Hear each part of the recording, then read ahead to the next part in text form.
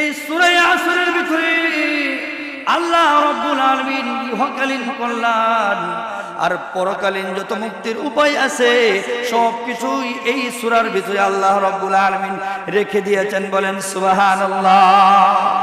ইহকালীন যত কল্যাণ আর পরকালীন যত মুক্তির উপায় আছে এই সব কিছু এই সূরার ভিতরে আল্লাহ রাব্বুল আলামিন সুন্দরভাবে লিপিবদ্ধ করে রেখেছেন। এই জন্য এই সূরাকে খুলাসাতুল ইসলাম বলা হয়।